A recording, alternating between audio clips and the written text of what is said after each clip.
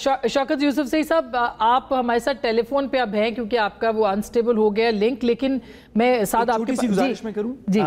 सोलंकी साहब ने बिल्कुल दुरुस्त कहा, लेकिन क्योंकि कानून की बात हो रही है तो एक बात वाज़ेह करनी ज़रूरी है। ये उनका पॉइंट ऑफ व्यू दुरुस्त है कि शायद ये पावर नहीं होनी चाहिए अदालत के पास किसी पार्लियामेंट के कानून को स्ट्राइक डाउन करने की, लेकिन मैं वाज़ेह करता चलूं कि 1862 से माबरी वर्सेस मैडिसन के पहले केस के बाद से दुनिया का कोई आईनी जमहूरियत ऐसी नहीं है, एक भी दुनिया के अंदर आईनी जमहूरियत ऐसी नहीं है जहां पे जुडिशरी के पास कानून को स्ट्राइक डाउन करने की पावर ना हो, कोई भी नहीं है। नहीं, वो तो है, वो तो हमारे यहाँ भी बहुत सारे कवानीन स्ट्राइक डाउन हुए हैं। तो ये पावर, जहां से आपने पीका की बात शुरू की, क्या ये पावर जुडिशरी के पास एग्जिस्ट करती है? निजाम चेंज कर दें तो कर दें। पाकिस्तान कोई मुनफरिद मुल्क नहीं है।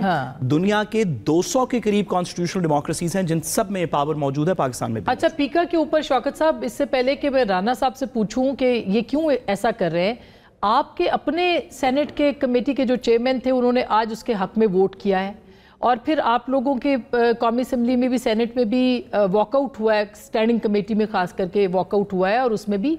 तो मुझे बताइए कि क्या फैसिलिटेट किया गया इस तरह से, सब लोग एक पेज पे हैं, किस तरह के कवानीन बनाए जाए? बिस्मिल्लाहिर्रहमानिर्रहीम, बहुत शुक्रिया।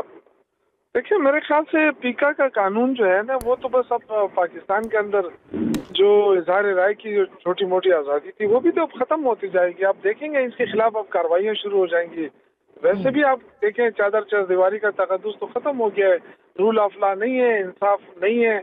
तो अब ये देखा जाएगा कि मरियम बीबी के खिलाफ अगर किसी ने कुछ लिख दिया है तो उसको जेल जाना पड़ेगा।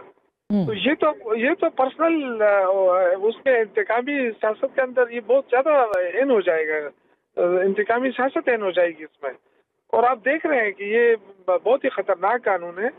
और जो आप अभी जिस तरीके से प्रोग्राम हो रहे हैं, जिस तरीके से लोग अपने जिस तरह दूसरे मुल्कों के अंदर अपनी बात करते हैं, तो फिर तो आप मुखालिफत में बात भी नहीं कर सकेंगे। आप किसी को ये भी नहीं कह सकेंगे कि ये जो यानी वाइट कॉलर क्राइम तो पाकिस्तान में आज तक साबित हो ही नहीं सका। वो सही है शौकत साहब, लेकिन चूंकि आप खुद सहाफ़ी रहे हैं और मुझे मतलब बहुत सारे लोग जो है फेक न्यूज़ के विक्टिमाइज भी उसको रहे हैं विक्टिम, आपको नहीं लगता कि फेक न्यूज़ तो बहरहाल मौजूद है और उसका जिस तरह से फैलाव है, और अनफॉर्चुनेटली सियासी जमातें उसका सबसे ज़्यादा इस्तेमाल कर रही हैं, उसको फिर कैसे रोका जाएगा? ये सवाल तो अपनी जगह पे है। बिल्कुल, ये देखें, ये तो जब PFUJ में था मैं, उस वक्त भी ये बहुत सारे जो हमारे उस वक्त के जो सीनियर जर्नलिस्ट होते थे वो बड़े रिस्पॉन्सिबल होते थे जी हाँ, और वो इस चीज को डिस्करेज करते थे अपने अंदर। वो ये बार बार, अब निसार उस्मानी साहब का नाम लूं मैं, और बहुत सारे ऐसे लोग थे जो हमेशा कहते थे कि बेटा गलत खबर ना दे और किसी की पगड़ियां ना उछाला करें। ये मुझे आज भी याद है उनकी बातें।